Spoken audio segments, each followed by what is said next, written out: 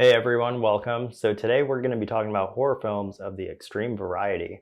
I've already done a part 1, so let's kick it off with part 2, starting off with 1991's Necromantic 2. A woman finds herself torn between the prospect of having a committed relationship with a living man and her carnal desire for a rotting corpse. So this one is directed by Jörg Buckereit, and it picks up where the last film concluded. In this one, we do have a femme fatale as the lead, Monica, who's a nurse, and she desecrates Rob's grave, takes him home, and performs sexual acts with the corpse. Unlike the first Necromantic, which I did not enjoy, which is a weird word to combine when you're talking about taboos such as necrophilia, but I actually found the second film more interesting, filled with more substance. And because it's a horror movie that's also a romance film, where we have Monica, who is caught in the middle. Something worth mentioning is that within Necromantic 2, there is a photograph of a real-life necrophile named Karen Greenlee, who gave herself the name the Morgue Rat. So if you have that morbid curiosity, I would definitely read up on that, because that story is just as insane as these movies.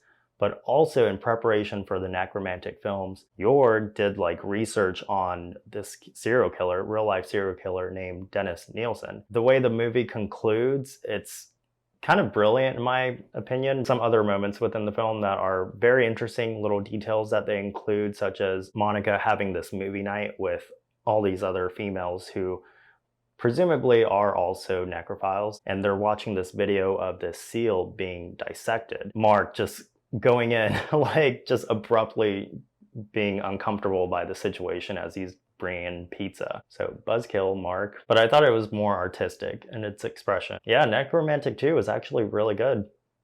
Surprisingly, I thought I was going to go in watching a sequel that was going to be terrible, and I'm shocked. Next, we're going to be talking about 2007's Frontiers. A group of young adults flee the city of Paris amid a riot as a result of a political election. On their drive to Holland, the friends reconvene at a hostel in the countryside, only to discover the family running it aren't as hospitable as they appear. This one was kind of a semi-entertaining film where I feel like it's a combination of different films that we've seen. So it's quite derivative. So think Texas Chainsaw Massacre meets Hostel meets The Descent, because there's a lot of intense, gory moments. So what this movie lacks in originality, it makes up with its ultra violence and just sheer terror. The difference with those previous films that I mentioned and this one is that this one sprinkles in a little different detail. The antagonists in this film, they are Nazi cannibals with rigid beliefs in eugenics and creating the perfect Aryan race. That's their whole intention of why they want Yasmin, even though they degrade her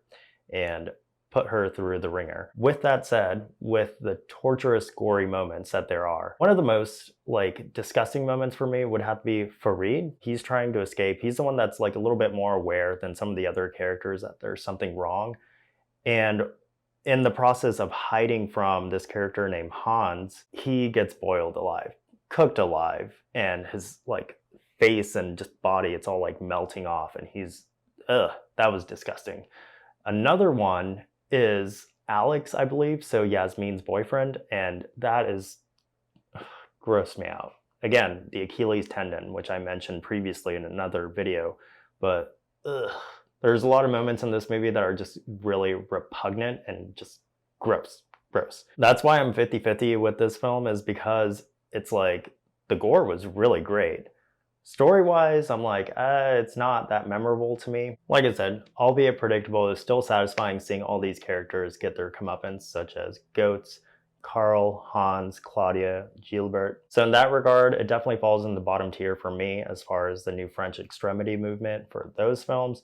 But if you haven't watched this movie and you're looking for something new to watch, give this one a shot. Next film is one that I was really hesitant to watch, but here we are, and that is 1998's Tumbling Doll of Flesh. Two aspiring actors agree to star in an X-rated film, but with each scene that is shot, the directors catapult their requests beyond the actors' boundaries, leading their fates to a distressing finale. Majority of it is pornographic. It's not until the last 20 minutes or so that it goes into full torture porn. This film is directed by Tamakichi Anaru. We're introduced to Kiku and Kana. So Kiku is the male, Kana is the female, and this is her starring role. What starts off as mild foreplay gets incrementally worse And Kana, unfortunately for her, when she's trying to escape the situation because she is weary and uncomfortable by everything and being coerced. So the two directors, they start off with this like very kind demeanor. I think that's what makes this movie terrifying to me. They start off really nice, and when they don't get their way, they basically reduce her to a tumbling doll of flesh, like until she's just a slab of meat. And what pisses me off with this movie in particular is that Kiku is so complicit with everything. Surprisingly, for just having 20 minutes left of this film, those moments where it starts getting more gory and nasty, like you can tell like the effects are outdated, but I think what bothers me is that it's just so ongoing. That's what feels realistic, and just being trapped in that situation. And I'm sure like just the concept alone of people being on an audition couch and being taken advantage of, that to me is scary. But I can't lie, it took it to some levels that I just was not ready for. I just was not expecting. Like I said, there are acts happening to this woman simultaneously that I'm just like, I have to question my own moral judgment of why I would subject myself to this just for a video. It's baffling. But here I am. I made it through. So I'm not personally recommending this one, but if you haven't watched this and you're morbidly curious, that's all you. Next film, you'll be surprised to find out that it's one that I highly enjoyed, and that is 2012's Thanatomorphos. A young woman finds herself in an irreversible state as her body begins to rot due to an unknown ailment. This one is directed by Eric Falardeau, and it's divided by chapters, or 3 different acts. And it's like a nod to Gaspar Noé or even Lars von Trier films. We're introduced to Laura, who is kind of devoid of emotion. And I think a big part of this film is that it's like a metaphor for emptiness or loneliness, because she is looked at as a commodity. Her body is a commodity to her boyfriend, who's just such a sleaze, and then her male friend who wants her for one thing. She's just a character that I feel really bad for. And as she's going through this transformation or deterioration, it just gets more progressively gross. To the point where like, before I watched this movie, I did see like a still image of it. And I thought that was the still image that I saw was like, okay, that's gonna be what she ends up like. But no, what I thought was the end for her was it just keeps going. Like literally she's reduced to nothing. With that said, I have to point out the special effects artists, so David Shearer and Remy Couture, because the effects in this movie definitely did it for me, because I love body horror. So this movie just kind of gave me everything that I wanted in a film, and the way that it's structured, it's very art house like. Like there are moments with the film where there will be a scene and the way it's playing out is like long stretched moments of just no dialogue, like little to none. There is another movie that this one's compared to that came out a year afterwards called Contracted. I watched both of them, so Contracted and then Contracted Phase 2. And a lot of people seem to really like those movies over Thanatomorphos, but I personally think I like this one better. So maybe that's just me, but I actually like the way this movie concluded, even though I thought it was kind of cheesy.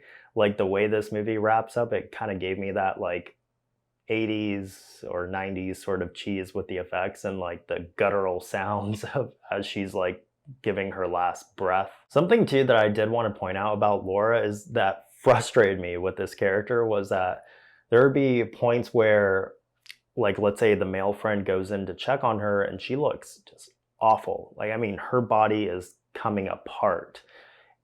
And he's like, we need to take you to seek help. We need to take you to the hospital. And the whole time she's just like, I said, look at me now. Dude, girl, this is not the time to fornicate. Like, you need medical treatment like now, which is really strange because it happens after she has sex with her boyfriend. So immediately after that. So I'm wondering, is there a connection? Is this supposed to be some like anti-sex PSA? I don't know. But either way, I really enjoyed the movie for some reason because of just the nastiness, just the bodily fluids and just the vomit and blood and pus and everything going on. It was nasty. So Let me know what you guys think if you've watched this movie. I'm sorry, I have to laugh because I'm sure you're like, okay, yeah, that's nice. I'm not going to watch that. But if you have watched it, let me know what you think. And finally, we have 2006 Cannibal, which is directed by Marion Doro. If you don't know from part one, my disdain for Melancholy Durango, you'll be surprised with this one. An ad is placed on an internet forum by a man obsessed with cannibalism. In his continued search, he discovers a willing participant. Already watching this movie, I had this inclination that was based off this real life case, which in fact it is. Armin Meiwes, who is this cannibal from Rottenburg, Germany, aka the Rottenburg Cannibal, hence the name. So he actually gained media attention for killing and consuming this man named Bernd Brandes after connecting with each other on the now defunct forum Cannibal Cafe. With that said, in the film, they're not titled as anything but The Man and the Flesh.